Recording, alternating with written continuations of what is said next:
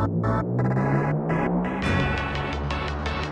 everybody, Ricky Henney, Jordan Bean here at Chargers Park. Hope you're having a great summer. For us, summer is almost over. Training camp just over the horizon. Thus, the positional previews, taking a look at the roster bit by bit, heading into training camp 2016. And now we reach the tight end portion of our positional previews. And Ricky, just on the face of it, it's so interesting to me that, if you just, this sentence is a true sentence. There's a second-round pick that is hoping to gain as much knowledge as possible from an undrafted rookie free agent. First off, that's very true, but it's almost like sacrilege that we have Hunter Henry up here, not Antonio Gates. But I don't want to say who chose these pictures, but it is. But it's the story. Hunter Henry, a second-round pick, the consensus best tight end in the draft, the first tight end taken, and he showed throughout the offseason program why he didn't have any drops last year.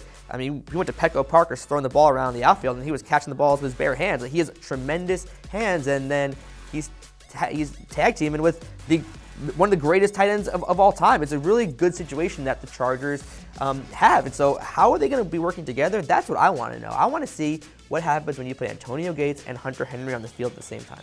Let's find out. When you've seen 85 out on the field throughout minicamp, how does he look? I know that at age 36, he's in better shape than any of us could have hoped to be at 26.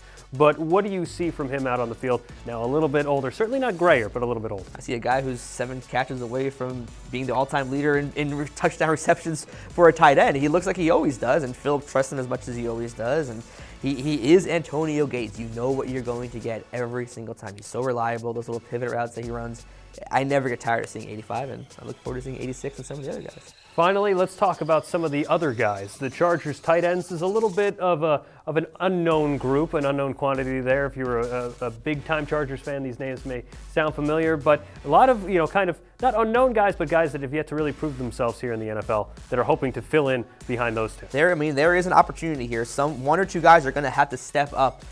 Jeff Cumberland probably has the most experience. He was a longtime veteran with the New York Jets, and a guy like Sean McGrath who stuck around towards the end of last year, and he had success early in his career before retiring and coming back. But again, we talked about it a few days ago with the running backs. How many tight ends do the Chargers keep? I don't know, 3, 4, 5? I think it's all going to determine by how these guys show out in training camp in the preseason game, and I have no idea who it's going to be, and I am really eager to watch all these guys, and especially the top two we talked about earlier. Well, there you go. Tight end's going to be an interesting position to watch throughout training camp 2016, and we hope to see you there. Check out Chargers.com for more information on those open training camp dates. For Ricky, I'm Jordan. We'll see you next time for another positional preview.